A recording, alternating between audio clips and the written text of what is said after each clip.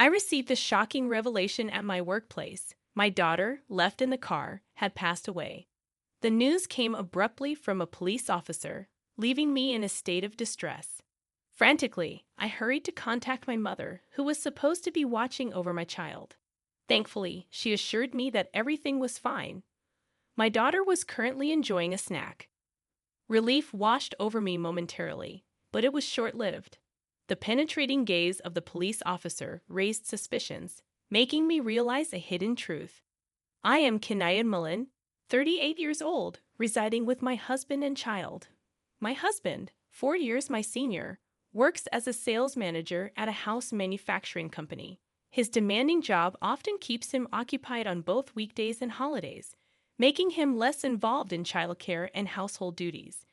Requesting his help in picking up our child on his days off often resulted in frustration. Recalling a past incident when I worked at a drugstore on a Sunday, I asked him, who was on a day off, to care for our child. His response was dismissive, stating that he needed to relax on his day off, unlike me, a mere part-timer. Despite my concerns about his nonchalant attitude and whether he was properly caring for our child, Lucien, who is adept at playing independently, didn't require much attention. However, that day at work was difficult as I couldn't shake off the worry about my husband's caregiving capabilities. Subsequently, I entrusted my child to my nearby living mother. Fearing confrontation and reluctant to make situations awkward, I struggled to voice my concerns. He's exhausted. I need to understand that. I reasoned with myself, grappling with the challenges of parenting and managing household responsibilities on a part-time basis. Then, a pivotal incident unfolded on a particularly cold day. At the crack of dawn, the store manager called me urgently. Could you fill in for a colleague who isn't feeling well? Staff members often covered for each other's shifts. I'll be a bit late. I have to drop off my son at my mom's, but it's fine, I assured and ended the call. Upon contacting my mother, she readily agreed, prompting me to hastily prepare. Unexpectedly, my usually reserved husband, Jeffrey, offered unusually supportive words. Should I take him to your mother-in-law's? I was taken aback by his uncharacteristic concern. Really? Are you sure? What about your job? His unexpected support astonished me, and he assured, it's all right. I'll make it on time. Observing him happily picking up our son, I expressed my gratitude. Thanks, but he needs a car seat. Why don't I use your car today? I'll even drop you off at the train station. You're not comfortable driving my car, right? His large car intimidated me, but he reassured, it's genuinely helpful. Following a safe day at work, I received sincere thanks from the store manager, and even regular customers expressed their gratitude. The warmth of appreciation made me happy. However, just before concluding my shift around 4:00 p.m., an unexpected intercom announcement summoned me to the backyard. 2 men awaited, and the store manager discreetly informed me, it's the police, introducing me with a puzzled expression. This is Cam Mullen, police. Yes, I am Mullen. Despite my confusion, I struggled to piece together the situation, but nothing seemed to justify a policeman in casual attire approaching me. The officer scrutinized me from head to toe, urging me to remain calm as he delivered the devastating news. Please calm down and listen. Your daughter has passed away. Daughter? Whose daughter? My confusion deepened as they proceeded to explain the grim circumstances. A 1-year-old girl had tragically succumbed to the cold in my car, parked behind the station. The police, treating me as a suspect, detailed how the adjacent car's driver had discovered the distressing scene, prompting an ambulance call that proved too late. Only then did I realize I was under suspicion for creating the tragic situation. Wait a second. I don't understand what you're saying. I have a son, and my mother is with him today. Yes, I'll cooperate at the police station. Despite my protests and attempts to clarify, the police officer lightly patted me down, refusing to let me speak further. It became apparent that they assumed I had left my child unattended in the car while I was at work. Treated like a criminal, It was only after being placed in a police car that I was granted permission to contact my mother. This is absurd. I'm with him, of course. My mother, unaware of the situation, seemed shocked by my call. Despite the relief flooding over me upon hearing the voices of my mother and son, knowing my child was safe, the stark reality of the girl's tragic death in my car lingered. Upon reaching the police station, a detective with an intense gaze relentlessly questioned me, describing how my husband had taken our child to my mother's place that morning seemed to temporarily dispel suspicions. However, my attempts to contact my husband during the police inquiry remained unanswered. They asked, "Can you confirm if you know the missing girl?" This moment proved more challenging than the initial suspicion. Gazing at the girl, appearing peacefully asleep, I cried, overwhelmed with guilt. Unfortunately, I only had a vague impression of having seen her somewhere. Honestly admitting this to the police, they urged, "If you recall anything, contact me," finally releasing me as darkness enveloped the outside. Anxious to reunite with my son, I rushed to my mother's house. In the midst of explaining the situation to my mother, tears flowed, providing comfort as my child slept peacefully. Returning home after 9 p.m., my son fell asleep once more. I attempted numerous calls to my husband, who remained unresponsive. A midnight message arrived, revealing an unexpected business trip. Despite my immediate call, there was no answer, so I messaged back, informing him of the unsettling events. However, subsequent attempts to reach him were met with silence. The following day, I faced the morning after a sleepless night, haunted by a lingering concern. Beyond the distress involving my husband, the image of that girl persisted, as if I had encountered her before. Resolving to seek answers, I waited for my husband's work hours to commence, gathering the courage to make the call. My intention was to have his workplace contact him during his business trip. Surprisingly, I learned that my husband had taken a vacation since the previous day. Grateful yet perplexed, I found myself temporarily unable to process anything after the phone call. Amidst the shock, the idea of confiding in my best friend Chrissy dawned on me. Ready to make the call, I was met with astonishment upon opening my phone. In haste, I reviewed the messages from Chrissy lie. It's a lie. One of the images there shook me to the core as the girl in the picture with Chrissy was the same girl left in my car. Oh my God, it was Chrissy's daughter who passed away. Suddenly, the fragments of yesterday's inexplicable events started connecting. The question echoed. Why was Chrissy's child abandoned in my car? Convinced that this wasn't a delusion, I began to suspect my husband and best friend of having an affair. 2 years ago, Chrissy, single after a divorce, had cryptically shared about her pregnancy, refusing to disclose the father. "I won't tell you who the dad is. I'm just a single mother," she had laughed meaningfully. The possibility that the girl might be my husband's child loomed, though uncertain.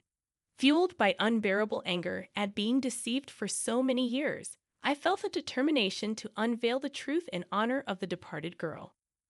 My lack of assertiveness had allowed me to navigate my marriage without confronting my husband. However, upon discovering the betrayal, a newfound determination stirred within me. Realizing that 2 foolish adults had tormented an innocent child, I promptly took action to address the issue. After dropping my daughter off at the nursery, I headed straight to Chrissy's house. Upon arriving at her apartment and ringing the doorbell, Chrissy, still half asleep, answered. "It's been a while. Did I wake you up? Huh, Kanaya, what's going on?" Chrissy, lacking makeup, attempted to shut the door, but I anticipated it and placed my bag between the doors. "There's Jeffrey too, right? Let's talk, the 3 of us." Despite Chrissy's panic, I found myself chuckling, perhaps due to the absurdity of the situation. Chrissy seemed unnerved by my strange laughter.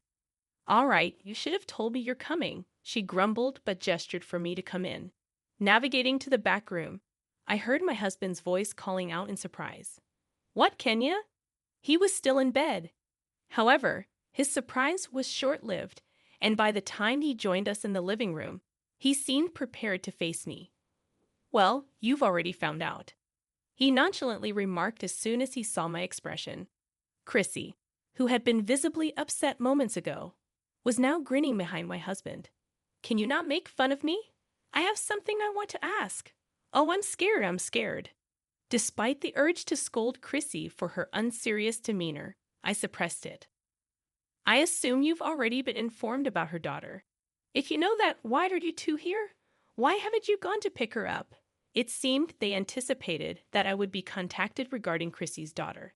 I couldn't fathom their actions, wondering just how much they knew about the situation.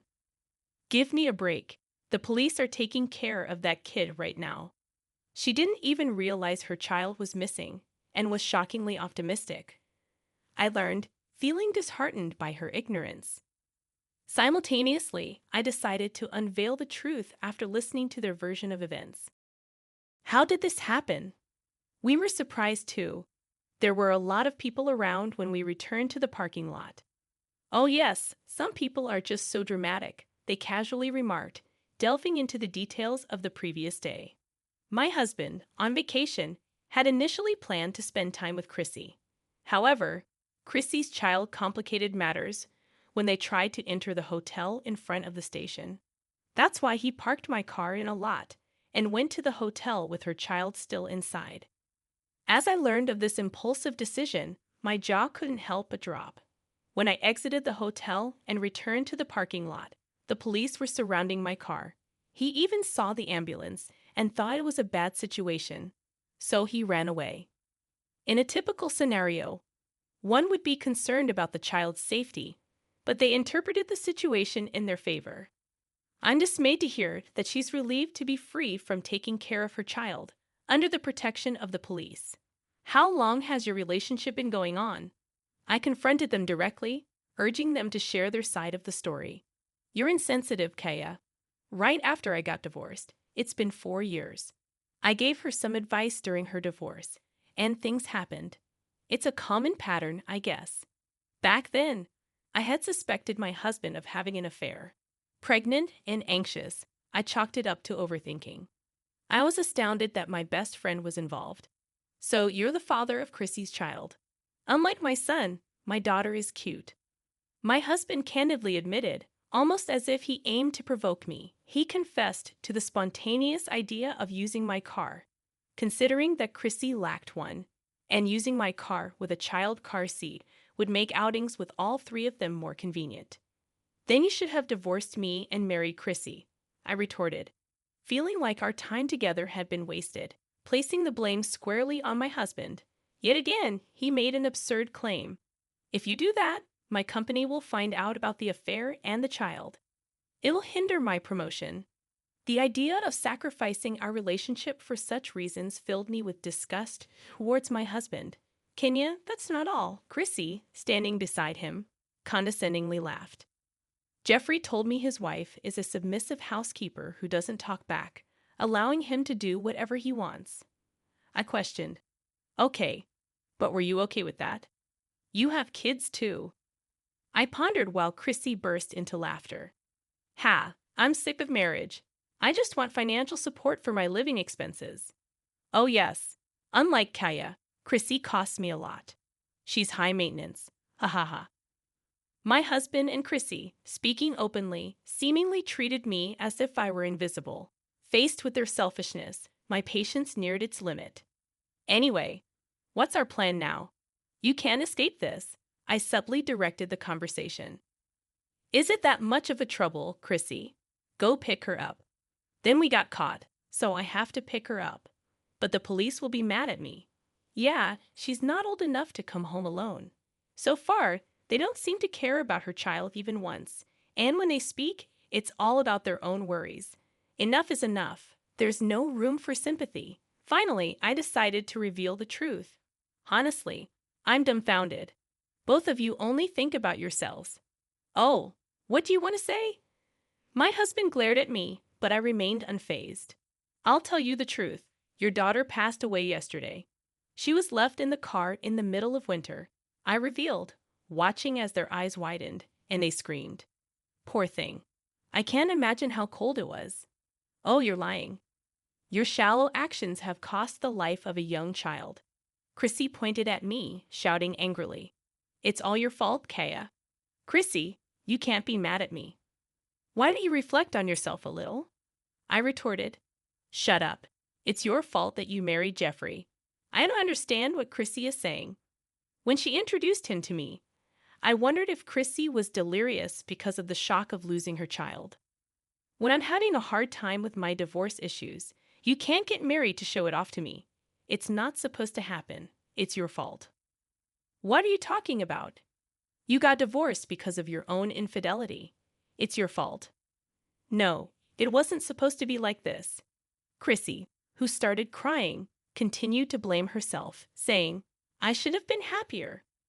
On the other hand, my husband attempted to make excuses in front of her sobbing. Oh, it's none of my business.